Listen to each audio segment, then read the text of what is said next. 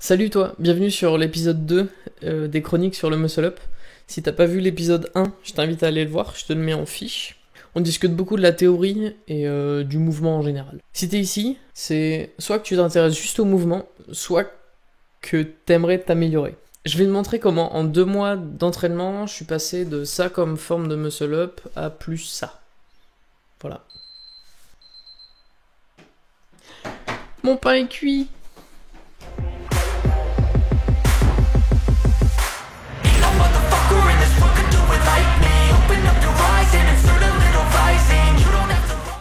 J'ai dissocié ma progression en 4 grandes étapes, enfin en 4 grands titres. Voilà, ce sera les étapes de la vidéo.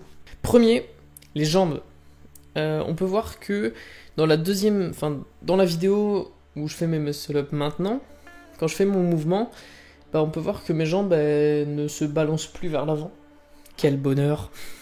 Deuxième étape, le balancement. J'ai une toute autre approche qu'au début pour me servir du moment de balancement quand tu redescends la barre ou même quand tu commences ton muscle up. Troisième point, le mouvement de rotation autour de la barre. Avant, je montais dessus et après je poussais.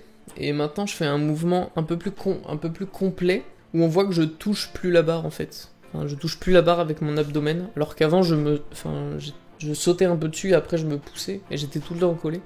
Là maintenant on fait un joli arc de cercle autour, enfin bref, c'est le mouvement. Quatrième point, la dips. De toute façon, tous ces mouvements sont liés les uns avec les autres et ils marchent super bien quand tout est propre ensemble. Et vous pouvez voir qu'il suffit qu'il y ait le balancé au début qui soit pas ouf et pour que ça donne un truc qui à la fin ne marche pas du tout.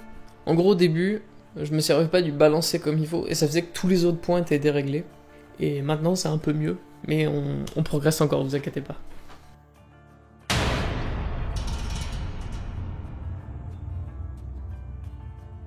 Pour ce premier point, pour le fait que les jambes partaient beaucoup vers l'avant, c'est très lié au balancement au début, mais c'est aussi lié à ma capacité de traction. Plus tu vas tirer fort, plus tu vas aller haut avec ta traction, moins tu auras besoin de t'aider de quoi que ce soit. Et moi j'ai remarqué que mon muscle up, j'arrivais ici je pense avec ma traction, et après il y a mes jambes qui partaient et qui me donnaient l'élan pour monter. Alors que c'est pas ça qu'on veut, on veut avoir un mouvement complet de rotation autour de la barre, clean. Donc pour supprimer ce balancement de jambes, j'ai amélioré ma capacité de tirage en explosif, donc en force. Une fois par semaine, j'avais un entraînement donc de traction en force où j'utilisais traction lestée, où j'utilisais traction haute, et c'est les deux principaux exercices que j'utilisais, mais bien sûr, je gardais toujours des muscle-up dans mes séances, ce qui est super important si vous voulez vous entraîner à le faire. Ne vous contraignez pas à ne pas le faire parce que vous le faites mal, faites-en, et au fur et à mesure, vous noterez une progression, c'est logique.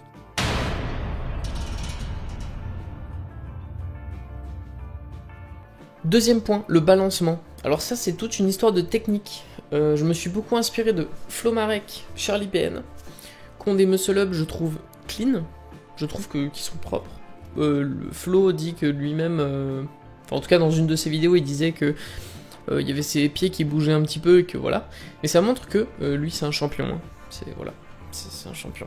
Ça montre que tu peux toujours t'améliorer un petit peu, parce que le muscle up c'est un mouvement super complexe, et tu peux le rendre vraiment magnifique, avec aucun mouvement de corps. Toujours est-il, quel que soit ton niveau, tu peux toujours t'améliorer, et pour moi, cette forme de muscle up, c'est mon objectif. Donc, le balancement, c'est quelque chose de très technique, et du coup, j'ai dédié des séances à m'entraîner à la technique, parce que c'est comme ça qu'on s'améliore, en répétant l'exercice. Ça a donné lieu à des séances où je faisais un muscle-up ou 2 muscle-up par série. Et j'enchaînais les séries avec pas mal de temps de repos, peut-être 2 minutes ou 1 minute 30 entre chaque série, sachant que je suis pas du tout fatigué pendant cette séance. Elle ne sert absolument pas à gagner en force ou en endurance, c'est juste une séance qui te sert à faire le lien nerveusement, que ton cerveau s'accorde avec le mouvement, et faire le lien technique pour que tu puisses critiquer et aussi pour que tu puisses pendant la séance, donc c'est pour ça que ça fatigue pas trop, c'est pour que tu puisses améliorer la technique au fur et à mesure de la séance, pour pouvoir toujours travailler la technique sans être trop fatigué musculairement.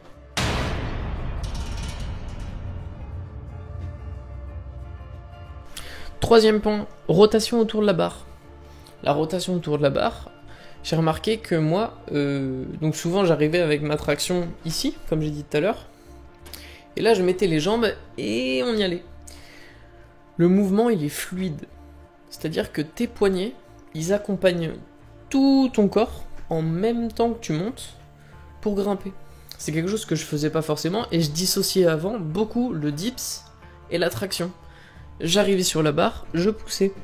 Là, on a un mouvement de rotation qui se fait en même temps que la montée et on arrive en haut, nickel.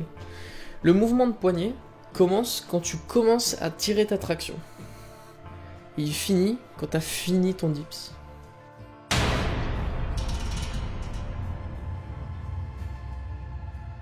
Quatrième et dernier point, la dips. Donc comme je disais, avant ma dips, j'arrivais ici et là je poussais. Et ce qui fait que la barre en fait elle me collait de ici, quand j'étais dessus, à jusqu'en bas. Elle collait mon corps. Maintenant, et c'est ça qu'on veut, la dips, la barre, elle est pas du tout, elle touche absolument pas mon corps. Peut-être à la fin, les jambes, parce que voilà. Mais pendant le mouvement de muscle up, de pousser du coup, jusqu'en haut, la barre ne touche pas à mon corps. Je suis plus éloigné de la barre, et c'est ça qu'on veut quoi. Pourquoi mon dips c'était pas bon? J'étais pas assez devant. Ce qui fait que, je plaçais pas mon centre de gravité assez loin de la barre. Ce qui fait que souvent, je devais compenser, donc du coup avec mes jambes au début, et à la fin du coup j'étais collé, c'est pas propre. Donc on s'éloigne un peu de la barre, et la dips elle fait partie du mouvement, on profite de l'impulsion de la traction pour finir son dips. Et après il est plus beau. Comment on améliore le dips? Dans mes séances, j'ai travaillé un set que j'ai totalement piqué de la vidéo de Flo Marek et Charlie PN, je vous la mets là. Ils ont du coup enchaîné les dips à la barre. Et mine de rien, pour apprendre un mouvement, comme je le dis depuis le début, il faut le faire. Les dips à la barre, ça s'apprend aussi. Et pour être plus à l'aise avec son propre corps, je vous conseille d'en faire. Donc j'ai fait ce set là. 1 MU 8 dips, 1 MU 6 dips, 1 MU 4 dips, 1 MU 2 dips. Ça accroché à la barre, hein, tu ne descends pas tant que t'as pas fini. Et ensuite tu recommences en virant la première série. Donc 1 MU 8 dips, ça tu vires. Et après tu recommences en virant ça, et après ça. Donc ça te fait 4 séries. C'est un très bon entraînement. Tu peux le complémenter avec d'autres exercices derrière si t'as pas fini. Mais c'est super entraînement pour viser à s'améliorer sur les dips et sur les muscle up. Et vraiment... une tuerie ce truc, c'est vraiment vénère. Voilà.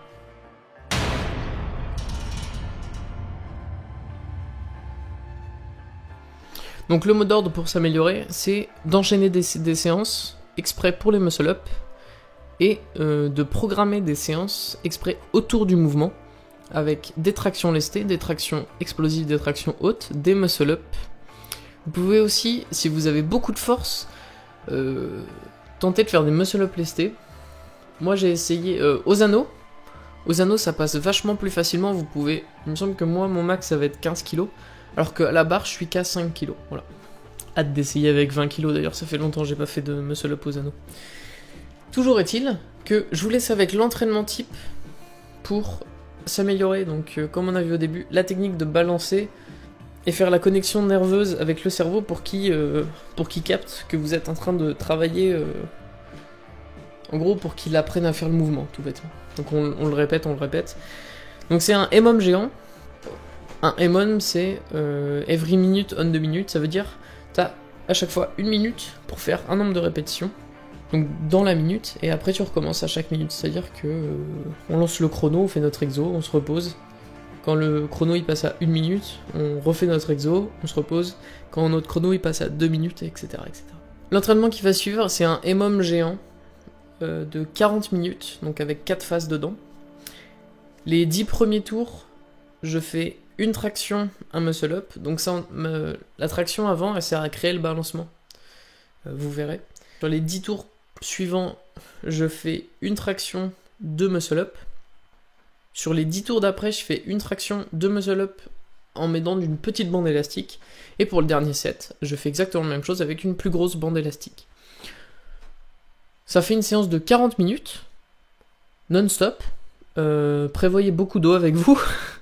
Parce que dans le temps de repos, t'as pas le temps d'aller remplir ta gourde. Et voilà. C'est quelque chose d'assez long à faire.